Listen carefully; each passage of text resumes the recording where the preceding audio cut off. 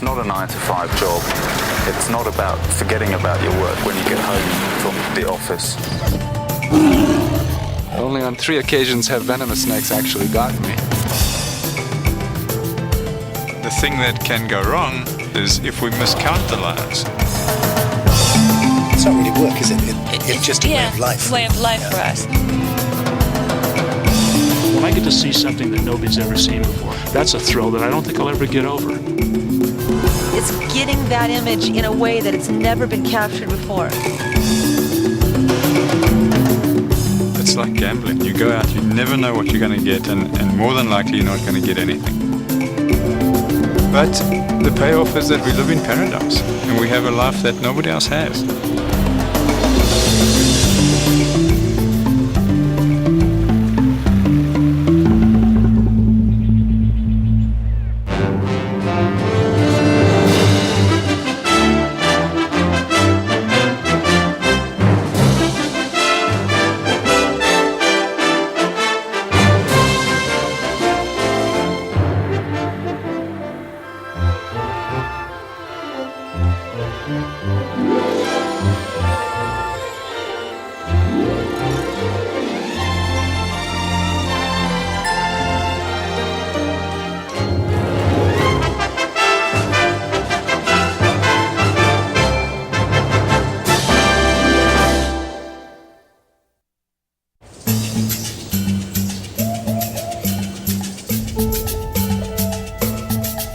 They're images that enchant.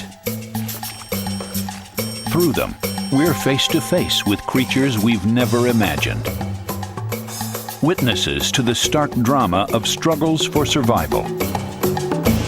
Voyeurs of nature's most hidden moments.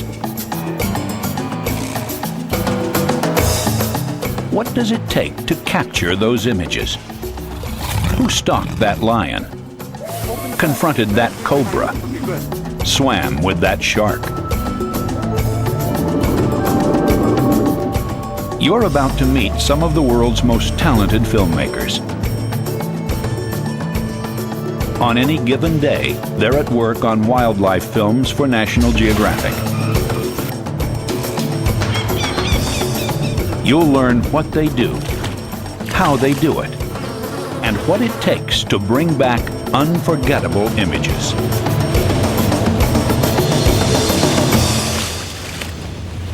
I think a lot of people think it's a dream job. In many ways it is, I suppose, but it's a hell of a lot of hard work. It used to be much harder.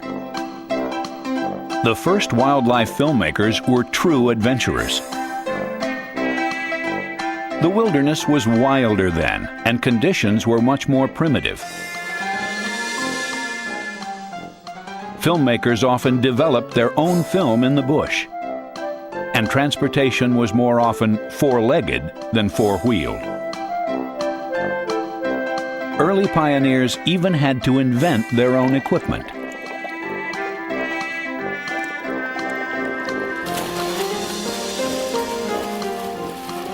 Those intrepid explorers brought back images that were a revelation to the public. People had never seen moving pictures of animals in the wild.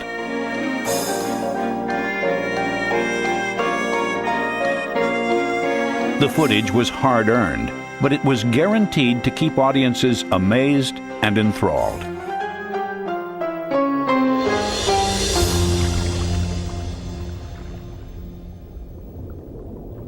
Today, dependable cameras, high-tech gear, and all kinds of vehicles make the job easier. But the challenge has gotten tougher. The public sees incredible things on film every day. In fact, they want to see more incredible things. So we in the business are actually pushing the pinnacle of perfection higher and higher and higher. We're competing against ourselves, and we're making it more difficult for ourselves to come out with new things. And when you're doing film work, there's a certain amount of pressure to get the shot. And you tend to do things that push the envelope a little bit.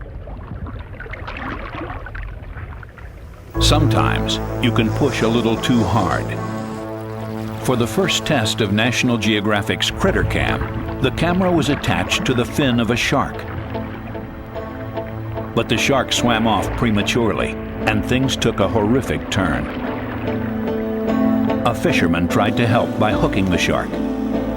He didn't realize that cameraman Nick Kalianis was just 10 feet away. But the shark did.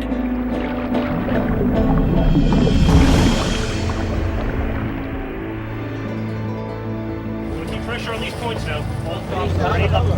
One more now, pressure. Up over here. The shark tore open Nick's hand and bit his leg to the bone. Nick was medevaced out and went through 9 operations in 21 days. It took him 3.5 months to recover. And then he returned to work on another film about sharks. Accidents do happen. It certainly wasn't the shark's fault. I would never blame the shark for what happened to me. Nick's attitude isn't unusual. In fact, most wildlife filmmakers don't think it's dangerous work. I don't think it's dangerous work. I think it's certainly not dangerous work if you're considering the animals. We've got to remember that snakes are on the defensive all the time. They're not an offensive animal who's going to attack you. You'd think there'd be things down there that are constantly stinging and biting, but surprisingly that's not the case. Press them harder, though, and they'll admit to their share of close calls. I lost a finger to a puff adder, first of all. I'm handling that for photography. Very nearly lost my life. I got spit in the eye by a spitting cobra.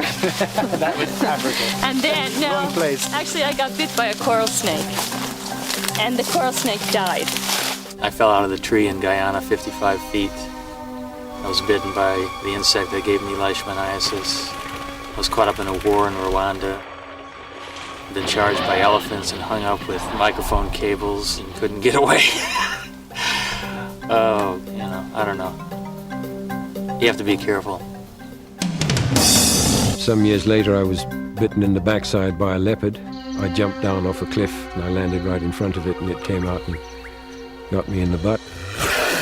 I got out the car and the cubs were playing to the one side and the mother was lying on the other side. I started walking towards them with a camera, and the next thing the mother just came at me.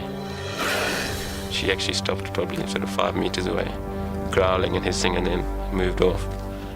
I got in the car. The other thing was African bees. We were attacked by African bees to the point where we thought we were going to die. All of us were stung 40, 50, 60 times in the head and face. A couple of years after that, I was filming underwater in this crystal clear spring in Mazima. 2 males started a fight. In the confusion, one of the male hippos charged and got me by the leg, shook me around like a rag doll for a while. I had a hole through my leg big enough to stick a Coke bottle through.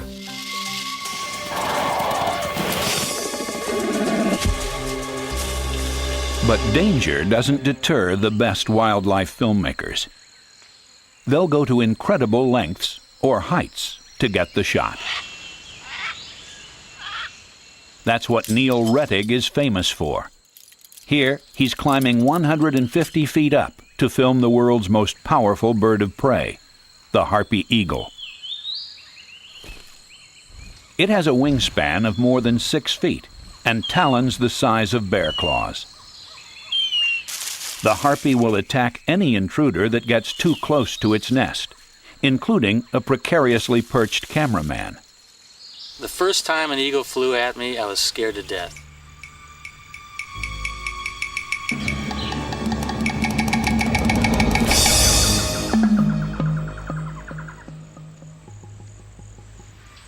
The problem is if you're climbing up and you don't know where they are, you have to look in 360-degree radius around to try to spot when they're coming, because if you didn't see them, they'd definitely hit you. They're incredibly powerful. If you weren't roped in, they could knock you right off the limb.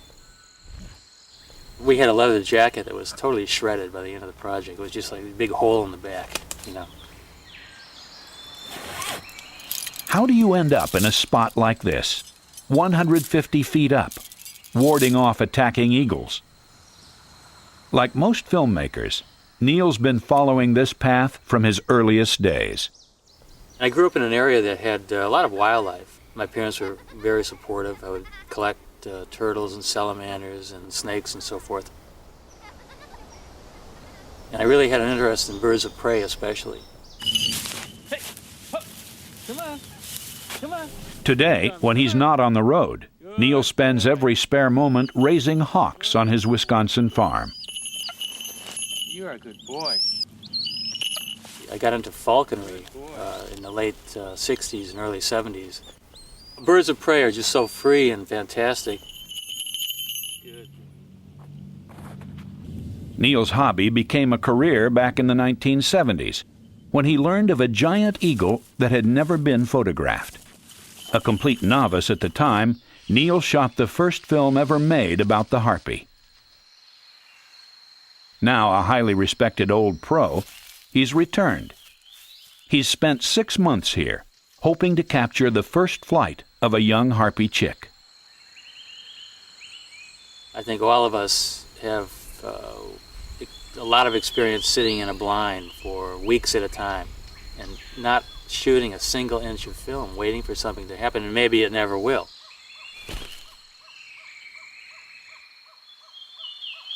The young harpy spent weeks testing its wings and Neil's patience.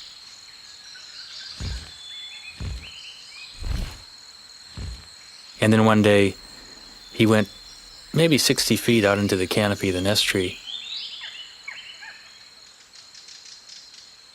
And I was ready, I had my finger on the shutter release, and I was ready to roll the camera thinking, this is it, we're gonna get this first flight. And it just took him forever. He slowly walked down the limb, and he kept walking, and I go, oh my God, he's gonna walk all the way back. But then finally, he just suddenly flew. I was rolling the camera, and I got the first flight.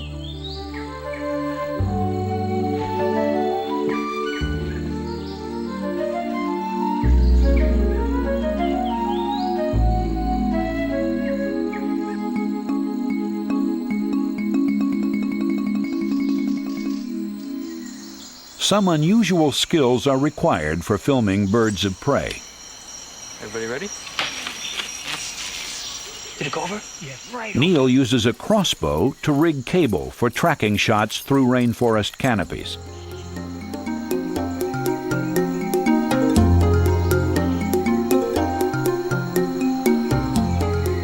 We have a vertical tracking system where we can lift the camera from the ground to the top of a huge tree. We have a horizontal tracking system. You get a floating sensation tracking through the forest. All these things take a lot of time, and it's a lot of hard work. Okay, that should be good. Okay, Chris, hold there a second. Neil became known as a man who could film in high places. For a while, every phone call I was getting from producers had something to do with climbing.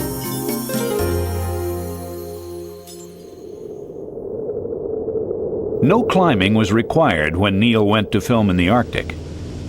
A plane put him down on top of remote Prince Leopold Island.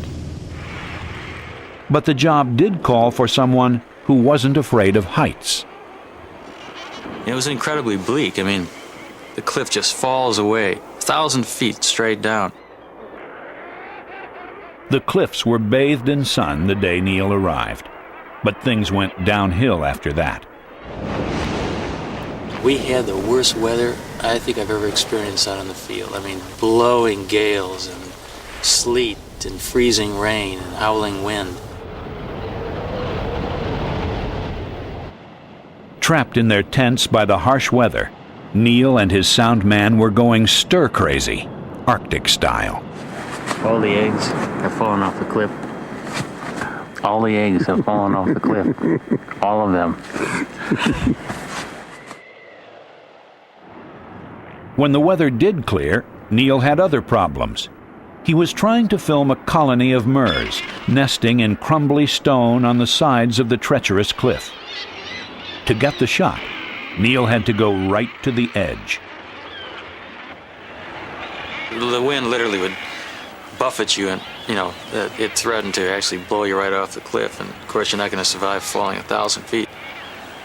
So we're talking about this 200-pound apparatus that we had to set up right on the edge of the cliff with these rocks that are flaking away. And to get the shot, we wanted to actually sweep the camera out with a wide-angle lens to sort of give you a bird's-eye view of what it looked like to look straight down.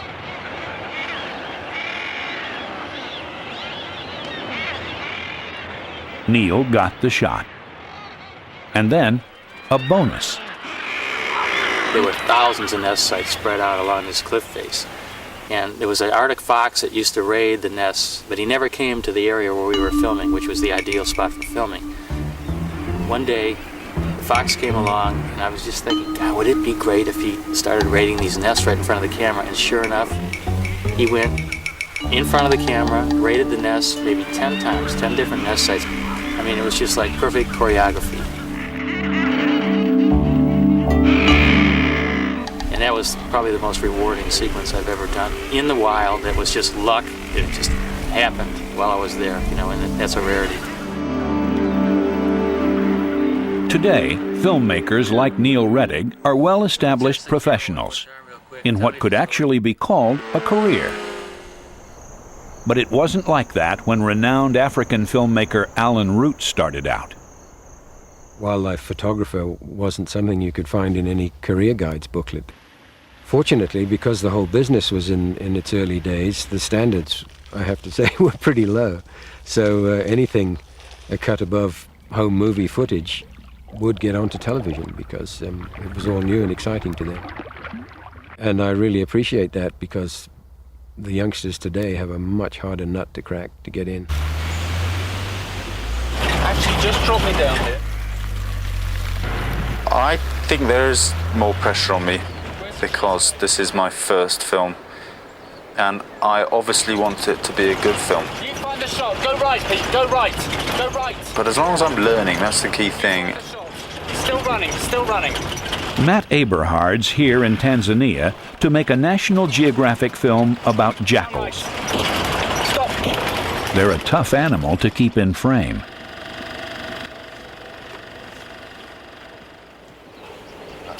Missed it. Missed it. Despite the frustrations and challenges, for Matt, this is the fulfillment of a dream. It's taken some real doing to get this far. After failing at university, I was really forced to really go for something and do my best. He landed a few menial jobs in film, including work for a British company that made wildlife films. I made teas for people, worked long hours, and made sure I was noticed. And gradually one thing led to another. It led to an invitation to come work for a wildlife filmmaker in the Serengeti. Driving out to the Serengeti was, one of the best days of my life. I believe I cried when I saw the Serengeti because I had arrived and it really was the culmination of a good deal of difficult, grinding, boring work. And finally I'm here, doing what I want to do.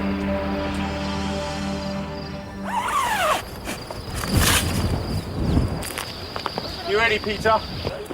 Matt spent 5 years working for someone else before attempting a film of his own. This is his big chance. He won't get many more if he doesn't deliver. He's chosen a difficult subject. Jackals are unsympathetic heroes. People watching the film might be distressed by the fact that these jackals are preying on little Bambis. But that gives me a good challenge. I don't have a problem with the fact that people might hate the jackals 1 minute if I can make them like the jackals the next minute. Make them feel something. If they feel something, that's good. Turn the car down right. We'll get them coming down this ridge. Jackals can be doting parents. Okay, get to the den. Get a And Matt wants to show that by capturing a key scene, the moment when the pups emerge from the den to greet their mother. fast, Peter, otherwise we're going to miss it. Stop.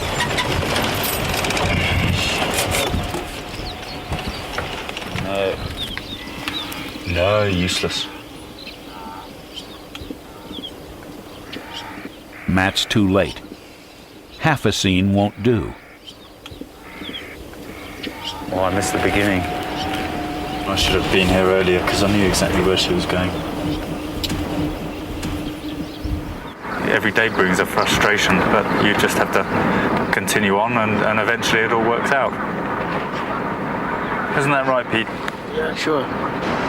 Maybe tomorrow, day after, you might get it again. Absolutely, absolutely.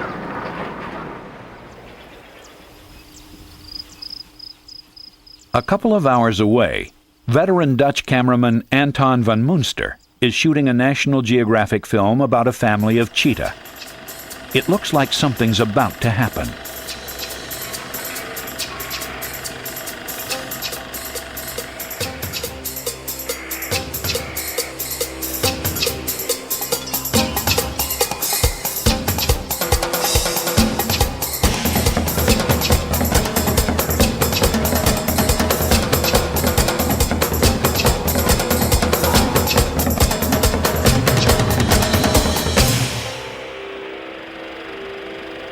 Less than 15 seconds from beginning to end, and the cheetah never went out of frame. Okay, stop, yeah. Go quick. Now Anton moves in for the close-up. Yeah, go this side. It go puts slow. him right on top of the kill. Make a turn. Stop like this. Of course, I've seen it more than once by now. But I still I can hardly bear that to watch it. It's terrible. But sentimentality in nature doesn't exist. Things couldn't be going better for the seasoned veteran. As for Matt, Oh, we missed it. There we go. One cut to the left. Yeah. Right. Go around these. Go peek on this side for the direction. Yes. Go right, Pete. Go right. Yeah, and now to the left. Quick. Yes, of course. Okay, stop like this. Oh, I missed it again. Fantastic. Great. We missed what happened here just by a couple of minutes. Matt would be happy just to get close to his animals. It's clearly no problem for Anton. You're happy that there's glass, huh, Spidey? And while the cheetah are climbing all over Anton's car, Matt's is breaking down. The link here is that. Yes.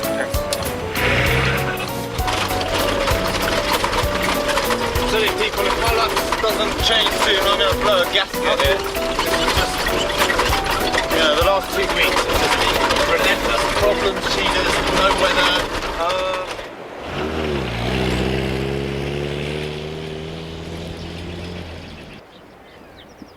But good wildlife filmmakers are persistent. Once again, Matt waits at the den, hoping to catch the pups emerging to greet their mother.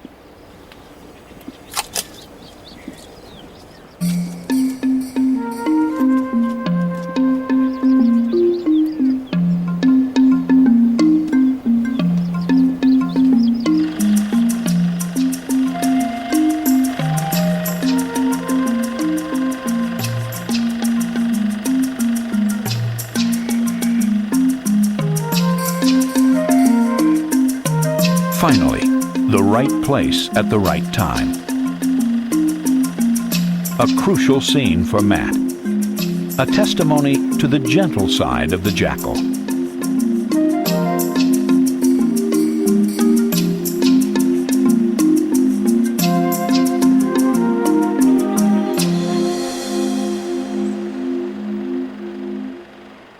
Capturing key moments is a challenge for all wildlife filmmakers.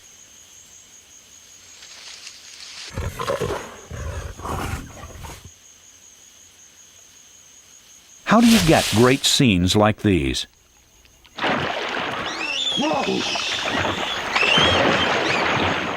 What does it take to be a good wildlife filmmaker? Well, the first thing you need is patience that verges upon stupidity. because you're down there and typically you're cold and uncomfortable, and you have to be sort of mentally marginal to stay there for hours on end. To me, the challenge is the most important thing. If somebody says to me, you know, here's a species that's never been filmed before, and you probably can't do it, then that would like feed the fire within me to actually accomplish it.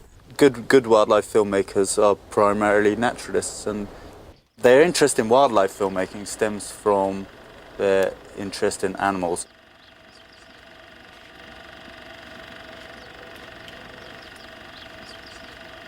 If you understand the animal behavior, you have a better chance of being able to film it, as opposed to understanding the camera techniques and trying to film some animals.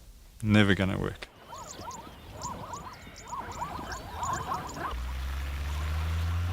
Derek and Beverly Joubert have spent a lifetime in close contact with the animals they film, and they've learned every trick of the trade. We almost try and become part of them so that we know exactly what they're doing and what they wouldn't want us to do.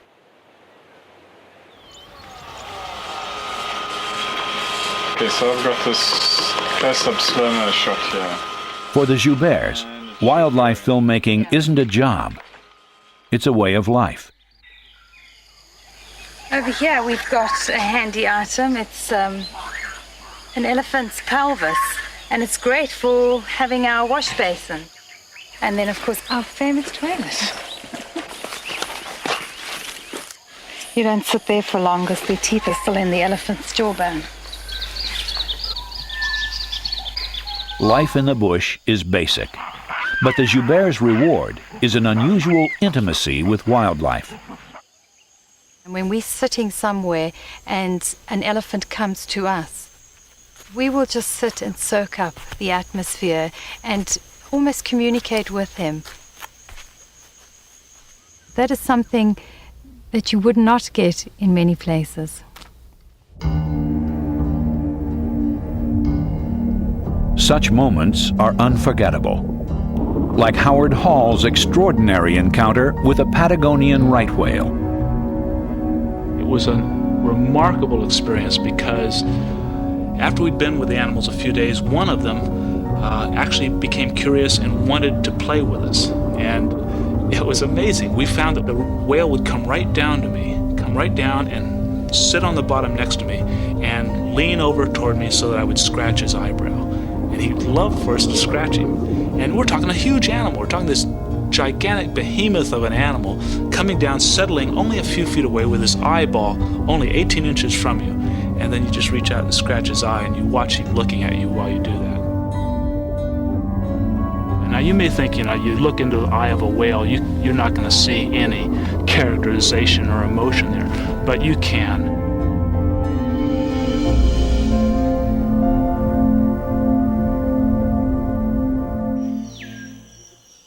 There are filmmakers who are drawn to a particular animal.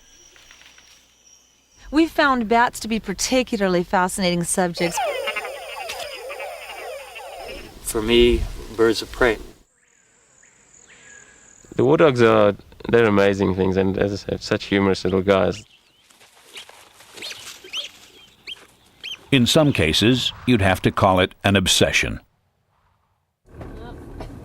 Okay, just hold it a second there, yeah. Hi, Luke. That's my favorite bear there. Polar bears are Tom Mangelson's passion. Cool hand, Luke. Beautiful bear, that guy. But you can't help but get attached to them. You watch them and you know certain individuals. But I've let myself kind of get involved in that. I'm just always happy to see, a bear that I recognize. Tom Mangelson is an award-winning photographer and filmmaker. He's come here to Cape Churchill in northern Canada every year for the past 10 years. With his assistant Kara and an old friend, Spence, Tom traverses the frozen landscape in his tundra buggy, searching for yet another great shot of the bears. I think they're just beautiful to begin with. You know, they're designed for this landscape. They're powerful, they're strong, they're able to live a solitary, predatory existence. Extraordinary being, and it's nice to watch. But getting so attached to your subjects can take its toll. Tom followed a female he called Pretty Bear for 6 or 7 years. He was thrilled to discover 2 cubs trailing behind her last year. So it was difficult for him to watch when one of the cubs sickened and later died. It's hard not to be emotional when you see something that's just kind of horrific, as a cub dying in a snowstorm and a mother trying to protect it from all comers. You know, staying there with it, even though the poor thing's been dead for 2 days.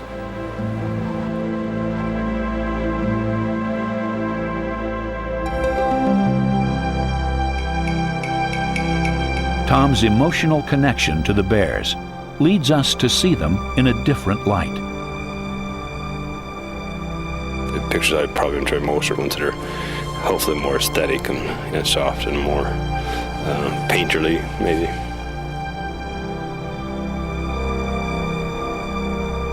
That's probably most people's favorite overall, the one called The Bad Boys of the Arctic. It looks very human. You know, the guy's kicked back looking like he's, you know, ready to turn on the TV or watching a football game or having a beer. I named that image Polar Dance because it looked like they were dancing. It looked like classical dance that people would do.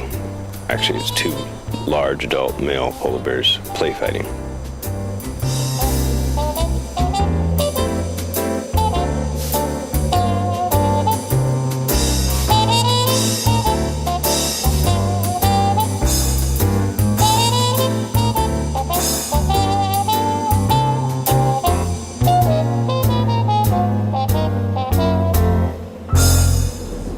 You guys, this could be so cool.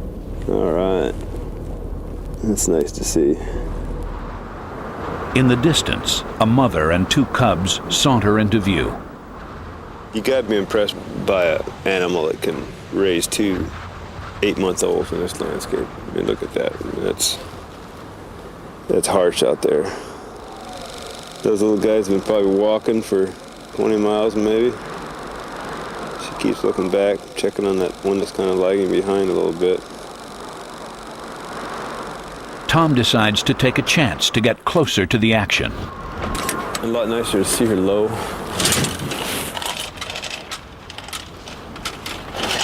It's risky going down on the ground, but the mother bear seems a safe distance away.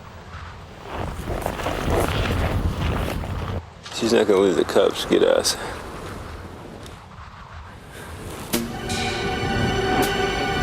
But Tom doesn't see the huge male walking up from behind the buggy.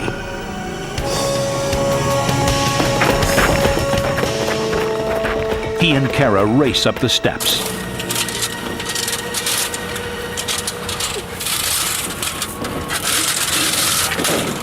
Leaving the camera behind. Hey, that's a little excitement for a change, huh? That was too close. Good thing Spencer saw him, huh? Let's see how they can just come out of nowhere. Too bad your camera's down there because it's a great scene with you. Oh, it's a wonderful scene. Yeah. That's one of the shots I've been trying to get for the last 5 or 6 years. And I don't know if I'll get another chance at it or not. And there it was, our first mother and cubs. Ah! Jeez. I can't believe it.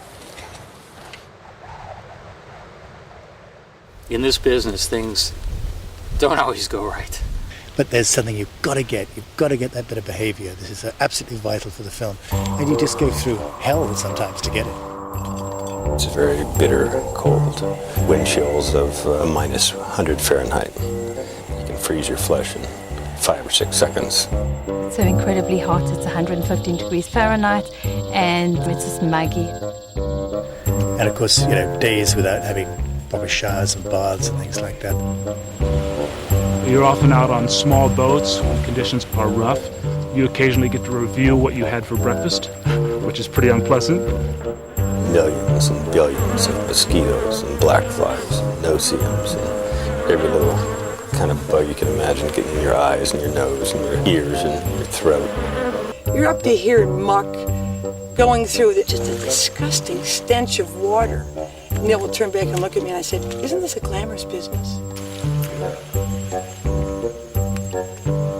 We've had film assistants that have come out to us and paid us to let them go.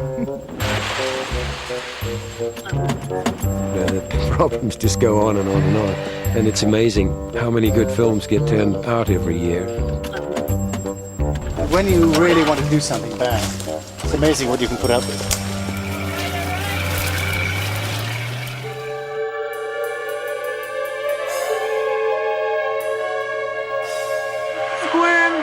Not many people would want to get this close to a deadly black widow spider. One bite could kill you. Yeah, she's getting a little close. But it's all in the day's work for George and Kathy Dodge. You getting her? Where'd she go? We come in close contact with venomous animals of all kinds. That doesn't necessarily concern us. I mean, the point is getting the shot. For the National Geographic film Bite of the Black Widow, George and Kathy decided to get more personally involved than usual. All that they really asked us to do was film a black widow underneath a blanket. We thought, well, let's put the person under there and add a little movement.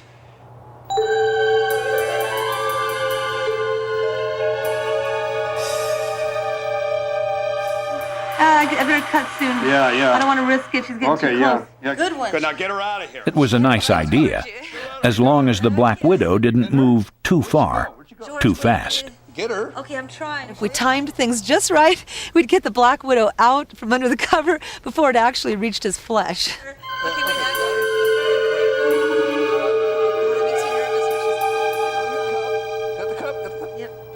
While many filmmakers head out into the bush in search of nature's largest animals, the Dodges specialize in filming the smallest, and many would say, the creepiest.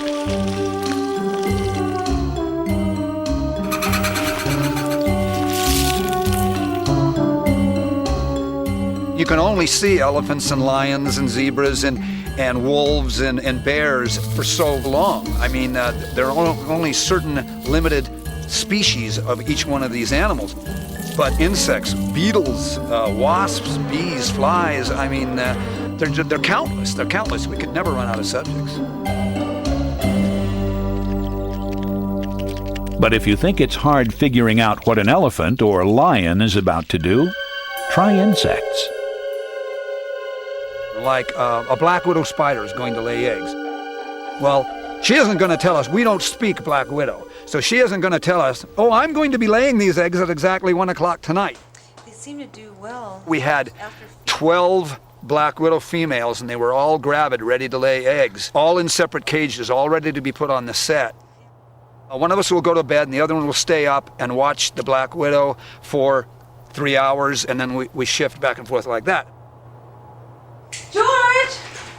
Oh, she's really doing it, huh? The least bit of interference would cause her to abandon the whole process. Just a light going on or any sudden shock to the container would throw off the whole scene.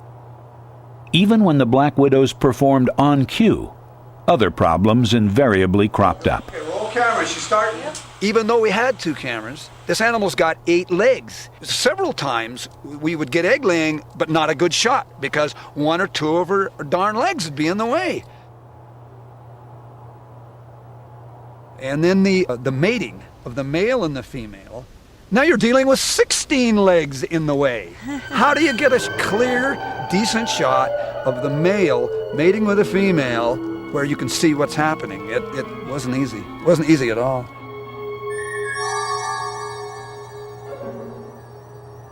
George and Kathy even managed to get the Black Widow to bite on cue. Get that bite, George. How did they do it?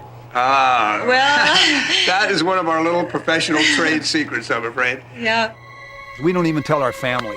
Our family will ask us, well, how did you do that shot? Or how did you do this shot? And we don't tell anybody. Sometimes the animals don't do what the Dodges want them to. For the National Geographic film Ants from Hell, George and Kathy wanted to shoot a time-lapse sequence of fire ants devouring a frog. The frog needed to be taken down all the way down to a skeleton, so there was literally nothing left. And it took a lot of studying to see exactly how long does it take a colony of ants to take down that size of frog. But apparently, the fire ants hadn't read the script. The very first colony didn't eat the frog, they buried it. So we dig up the frog, put him back, start on another colony, and they eat the frog halfway and abandon it. It took quite a few attempts, but we finally got it. It came out very nice.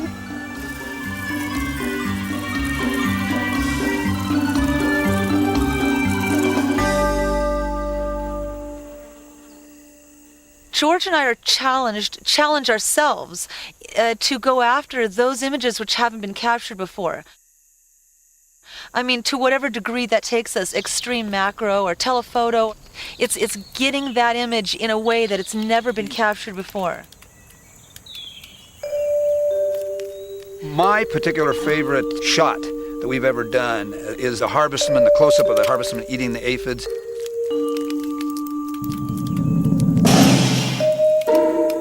No one had ever seen a harvestman eat an aphid before. We not only saw it, we filmed it.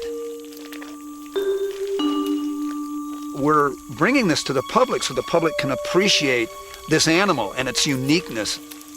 This is what makes our job worthwhile. This is what makes doing wildlife photography so exciting. I found the jumping spider to be a very interesting subject because it has a sort of a soft, cuddly look to it, which is appealing. Soft and cuddly. Did you hear that? Soft. This is what I love about this woman.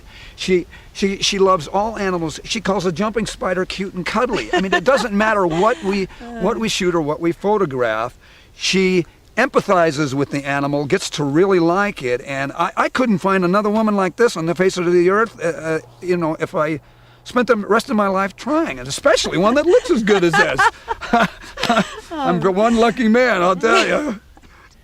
Yeah, we ought to get these guys on the set. While there are wildlife filmmakers who work alone, it's striking how many of them team up with their spouses or partners. I'll tell you when you hit 24 frames. In this business, a good year you might be gone 250 days out of the year. And what kind of a relationship can you have with somebody that's waiting at home? So the ideal situation is if your partner can be part of the team. Most couples, they see each other at the beginning and the end of the day, and there's a big chunk in the middle where they're doing often interacting with other people. And we have ourselves.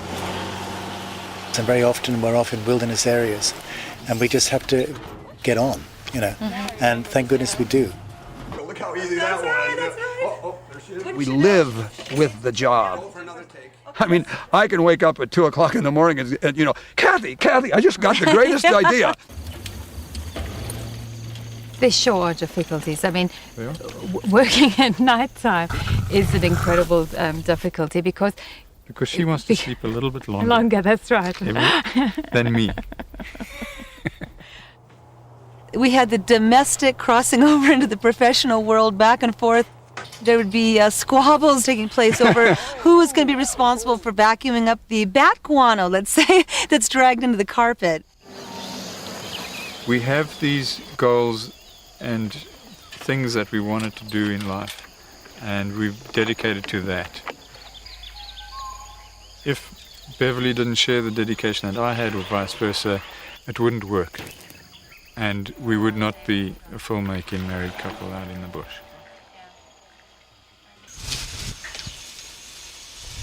So what do we do? Are we going to do end takes? First, let him do this, and then we'll do a front take, and then we'll ask him questions. One such couple is Richard and Carol Foster.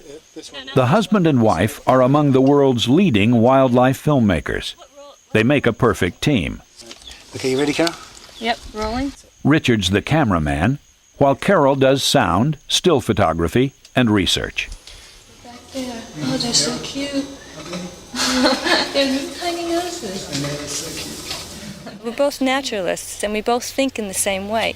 Get ready, Carol. even though we do separate things, then we come together when it's a film. Carol and I complement each other very well. We're actually both very different kinds of people. I'm much more laid back. Carol revs much higher than I do. I tend to get a bit mentally lazy sometimes, and she gives me a quick kick, when that happens, and I try and calm her down when she gets too hyper, So we have a pretty good effect on each other, actually. Yeah. It works well. He's cleaning his mouth part. We couldn't make these films as individuals. We really couldn't. It's too wide a breadth of stuff to get done. And we both have respect for each other and what we do.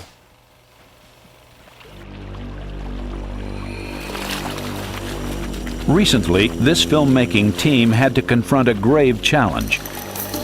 They were in Venezuela, filming one of the world's biggest snakes, the anaconda, for National Geographic. At first, it seemed like the danger would be in getting the shot. They were following a researcher whose favorite method of finding the snakes was to feel for them underwater with his bare feet. To get his respect, which was actually I was quite happy to do, was take my shoes off as well. You've got stingrays, which if you tread on one and it stings you, it's 3 months out of your life. They're very, very bad, very poisonous. You've got electric eels, which put out 500 volts and then knock you straight out of the water if you get shocked by them. The snakes actually are not aggressive when they're in the swamp because they're used to being trodden on by other animals. It's only when you start grabbing them and hauling them out, that's when they start turning around and biting you. But as it turned out, the Fosters faced a much more serious threat than the anacondas during their time in Venezuela. All of a sudden, I had these sharp pains in my spine, and when I got up, my right leg wouldn't work at all, and I was dragging it. And then my left leg went, and then we decided you better medevac me out of there. The mysterious illness puzzled doctors. Only one thing was certain. Carol wasn't letting it stop her. I didn't want to go back to the States or anything. I wanted to go back to the film because I spent so much time getting it to that spot. So I said, I'm going back to the field. Camera roll 66, scene 1. And I was either in a wheelchair or somebody was always carrying me. It's a good job you're light. We could lug you And around. they carried me. And I said, I'm going to every scene. I remember my leg. Over time, Carol regained the use of her legs. So, okay, Frank, you got it. Okay, you got it. Now, less than 9 months after her stint in a wheelchair, she's joining Richard on an arduous shoot. For a National Geographic film about bats, the Fosters and their team are descending into a huge bat cave a few hours from their home in Belize. Grand Central Station of a cave, this, isn't it? It's a monster. The steep descent is treacherous, but it's a shoot Carol wouldn't want to miss. The Fosters have brought along a unique thermal camera that registers heat rather than light. It's just the thing for filming in pitch-black caves. Hidden in the darkness are all kinds of creepy crawlies. Not to mention thousands of bats. Going into a bat roost, it's a pretty unhealthy place. These bats are all sitting around the roof and they crap down on you. And there's piles of guano on the floor and the temperature is higher than it is outside. It's sort of Turkish bath feeling about the whole place. There's airborne diseases that the bats propagate in the guano. The main feeling is you want to get the job done and get the hell out, quite frankly. But it's worth going in there just to get the images. Okay, we're going to need that. Okay. So we're going to need Soon, the team is setting up for a shot they never could have attempted before. The cave is too big to light. But with the thermal camera, it's heat, not light, that counts. I think we're warmed up, aren't we? Yes. This is really... It's like a starry night. Yeah, Look at that. exactly like a starry night.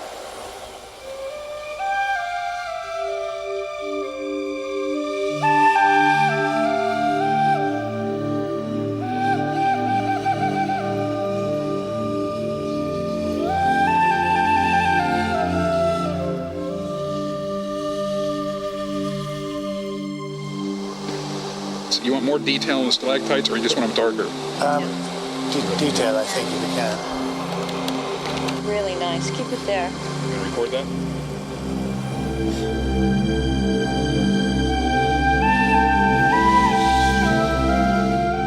The images are everything Richard and Carol had hoped for. They're showing the bats in a new way, using technology early filmmakers could never have imagined.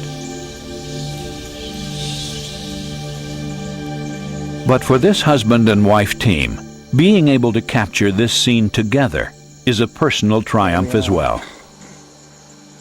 For recently, Carol's mysterious illness was finally diagnosed as multiple sclerosis.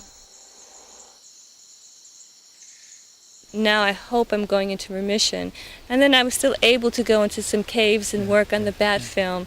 And I really tried hard because I have to always be there because I like it so much, Up there in the rocks, there's... We're going to fight this thing all the way through, and, with modern drugs, who knows? There may be a cure next year. You know? So you just keep your body in shape as much as possible and carry on making films. For dedicated professionals like these, wildlife filmmaking is in the blood. They'll keep at it as long as they're able. They do it because they love it, and because they know it's important. Someday, their films may be the only record we have of wildlife that is fast disappearing. The fact of the matter is, the cameramen and the film crews need to be out there because tomorrow it's not going to be there. You see, 25 hammerhead sharks go by, you're bound to be impressed, but 15 years ago, it would have been 500 hammerhead sharks. As a cameraman, I have an opportunity to make a difference. People see these wonderful animals, and they don't want them to disappear.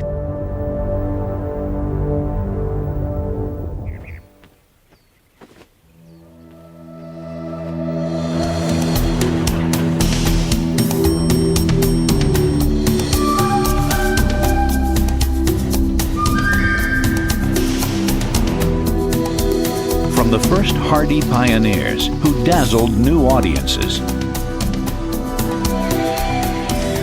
to the conservation-minded professionals of today, wildlife filmmakers are adventurers, driven to bring back images that hold us spellbound.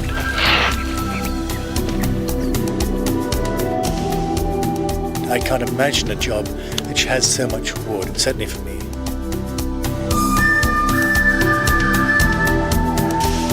We have fun every single day of our lives. I think that there is nothing else that I would rather be doing right now on this earth.